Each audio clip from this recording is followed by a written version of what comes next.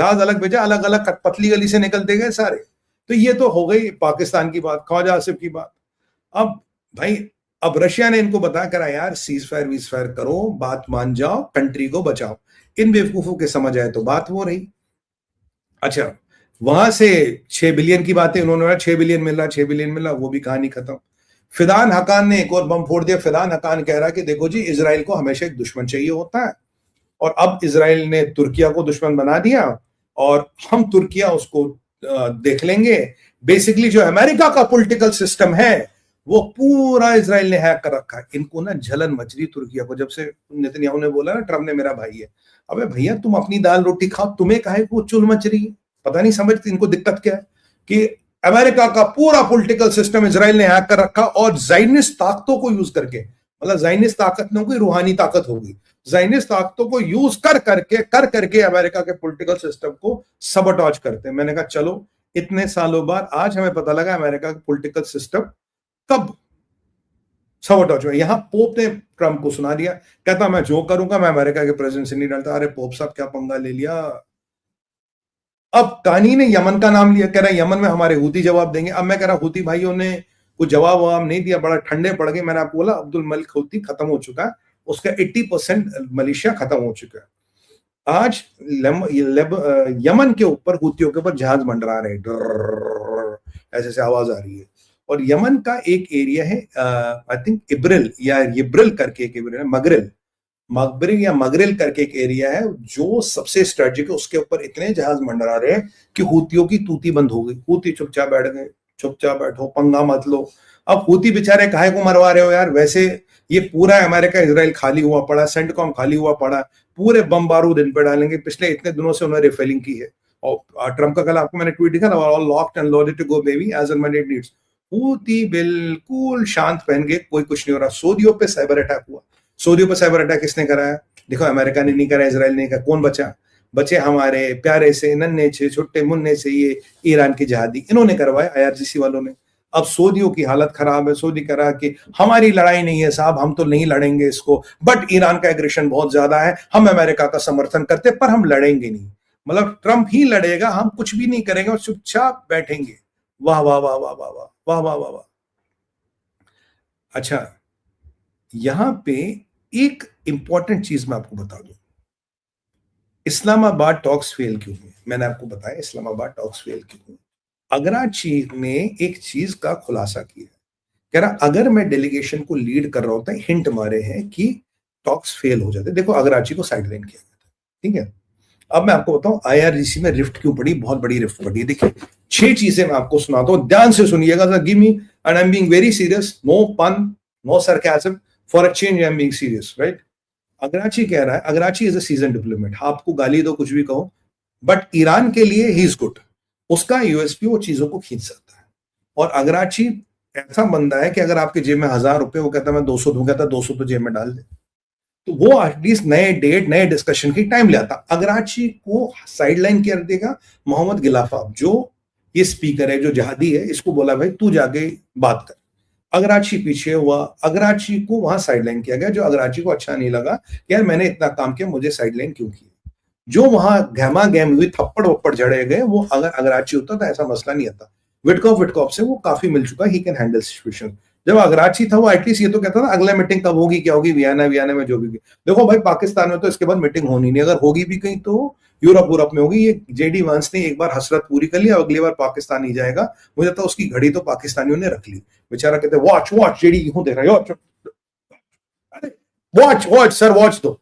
मैंने अरे यार, वॉच इधर उधर कर रहा बेचारा, वॉच। फिर समझ गए ये वाली घड़ी मांग रहे, घड़ियाल मांग रहे। चलो एनीवे, तो अगराची वाज साइडलाइन, गिलाफ आया, he is not a negotiator, he could not negotiate anything. ये विटकॉफ से बिट गया। विटकॉफ कौन है? विटकॉफ ट्रम्प का दोस्त है। अब शाहबाज ने क्या, अब देखो, ख्वाजा आसिफ ने क्या कहा, ख्वाजा ने कहा कि let the Jews burn in hello. और जेराल्ड कुशनर कौन है? ज्यू है। ट्रम्प की बेटी क्या है? ज्यू है। तो अगर मेरे जमाई और मेरी बेटी को कोई कहे let them burn in hell, तो आप मेरे से क्या संवेदना एक्सपेक्ट करते? Do you think I am going to be nice to them, और you are going to be nice to them for that matter? No, you are not going to be nice to them. फिर जब गिलाफा आया, तो जो IRGC का chief है, इसका नाम है, क्या नाम है इसका, आईआरजीसी के चीफ का क्या नाम है यार, नाम भूल रहा हूं मैं, नाम जी बोल रहा हूं मैं। IRGC के चीफ का नाम है I am forgetting the name, वाहिदी ने गिलावाफ को कहा कि तूने जेडी वांस से हाथ कैसे मिलाया, हमारे अभी सुप्रीम लीडर का कफन दफन नहीं हुआ, ब्यूरियल नहीं हुआ, तू जिस हाथों ने उसको मारा तूने उससे हाथ कैसे मिलाया। यहाँ एक रिफ्ट आपको दिखाई दे रही है। महसूद पेजिस्किन कह रहे यार ब्रिजेस गैप करो, उनकी कोई सुन नहीं रहा, पर वो कह रहे हमारे मित्र मोहम्मद गिलाफाब साहब ने बड़ी अच्छी नेगोशिएशन की, उसने अगराची को धक्का दे दिया, ठीक है, पेजिस्किन ने।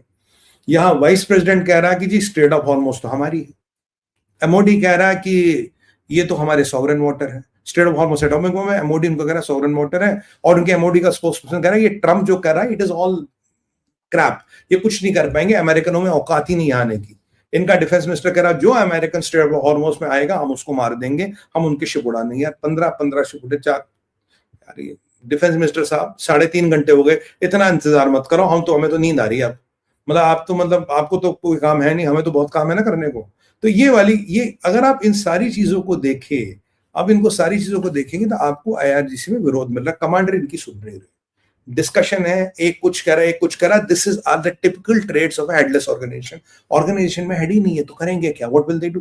तो ये एक बिल्कुल आपको ये एक चीजें आपको सुनाई देगी। अब मैं जर्मनी की कहूं, जर्मनी ने इसी पे कहा करा इस्लामाबाद नेगोशिएशन में बाउंड टू फेल, क्योंकि इसमें ट्रस्ट ही नहीं है। कहीं ना कहीं अगराची को साइड करना, उसको लाना, कोई कुछ कह रहा, कोई कुछ कह रहा, कोई सॉवरेन मैटर कह रहा, पेजिस्किन इज ओनली वन कह रहा है यार कहीं तो बीच की बात करो, कहीं तो मसले को निपटाने की कोशिश करो। ये कह रहे नहीं तो छुप रहा है, हम कुछ नहीं करेंगे। अब यह मामला और खराब हो गया, जबकि खबर आई है कि ईरान ने अपने थोड़े रेलवे ठीक करने शुरू कर लिए, इजरायली मीडिया ने कवर कर दिया। इजराइल कह रहा हमारी नजर है, इजराइल कह रहा हमें पता कहाँ रेलवे ठीक हो रहा, but Israel is worried about जो मिसाइल सिटीज के बीच में जो रेलवे ट्रैक्स है, अगर उनको रिन्यू कर दिया गया that can become a bit of a problem for Israel. यहाँ ईरान की वाट लगी, वहां क्या नाम है उसका, बेनजबील, ये लेबनान का बहुत बड़ा एरिया है जो IDF ने अपने कब्जे में ले लिया। पहली बार इजराइल के इतिहास में बेनजबील is under the count of IBF, ठीक है। यहाँ उर्सुला वॉन डर लेyen जाग रही है, यूके वाले जाग रहे, फ्रांस वाले जाग रहे, खासकर यूरोपियन में उर्सुला वॉन डर लेyen, जबकि काजा क्लास कह रही है कि भाई strait of Hormuz should have unconditional access, पर कह रही है कि अगर मिडिल ईस्ट में शांत चाहिए तो लेबनान को सीजफायर में इंक्लूड कर लो। अब मुझे समझ नहीं आ रहा, तुम्हें स्ट्रेट ऑफ हॉर्मुज़ खुली चाहिए ताकि तुम्हारी शिप बिना जजिया के आ जा सके, यहाँ तुम्हें लेबनान के लिए चुन मच रही है, स्पाई तुम भेजोगे नहीं, जहाज तुमने भेजे नहीं। वही वाली डॉक्टर जयशंकर साहब की problem, the world's problem is not Europe's problem and Europe's problem is the world problem. Exactly prophetic words of doctor Jaishankar बिल्कुल यहाँ फिट होते हैं कि भाई हमारे साथ जहाज भेजो, हमें नहीं पता, देखो हमें तो सब कुछ ठीक चाहिए, हम पैसे नहीं देंगे स्ट्रेट ऑफ हॉर्मुज़ पर हम अपने सिपाही नहीं भेजेंगे, हमारी लड़ाई नहीं है, लेबनान को इंक्लूड करो। भले लेबनान में तुम्हारा मामा रहता क्या, बताओ लेबनान में तुम्हारा मामा रहता क्या। अब यहां पे कई सारी वॉर टाइम पॉस्चरिंग इजराइल की भी देखने को गई, ईरान की भी देखने को गई, यूनाइटेड स्टेट्स ऑफ अमेरिका की भी देखने को मिली। अब इजराइल ने कहा जो अमेरिका का ब्लॉकेड है नेतन्याहू ने आई फुल्ली सपोर्टेड, और इसमें जो भी हमें करना पड़े मैं उसको करने को तैयार हूं, whatever I need to do I am ready to do it. और साथ में कह रहा जेडी वेंस ने मुझे फोन किया और मुझे पाकिस्तान की पूरी मीटिंग की ब्रीफिंग दी। मतलब जेडी वेंस आजकल नेतन्याहू को ब्रीफिंग देते, रिपोर्ट करते हैं। इंटरेस्टिंग, अमेरिका का वाइस प्रेसिडेंट इजराइल के प्राइम मिनिस्टर की ब्रीफिंग करता है। इजराइल का प्राइम मिनिस्टर कह रहा है today we are the most powerful nation in Middle East, और इतना पावरफुल इजराइल कभी नहीं था, और मैंने जो टाइप किया दुनिया की सबसे शक्तिशाली नेवी से किया, और हम दो मुल्क के एक फॉर्मिडेबल फोर्स बनते हैं जिससे कोई मिडिल ईस्ट में नहीं हरा सकता। जब इजराइल की ये पोस्चरिंग हो रही थी, जॉर्ज W. बुश ये सेंटकॉम के क्षेत्र में आ रहा है, ट्रिपोली आ चुका, ट्रिपोली में मैंने कहा F-35Bs हैं, वो ड्रिल कर रहे हैं। आपका फोर्ड, आपका what you call this, Gerald Ford, आपका इब्राहिम लिंकन, ट्रिपोली, बतान, ये अपने अपने मिशन पे पहुंच रहे, रिफिलिंग हो रही है। और IRGC ने कहा था कि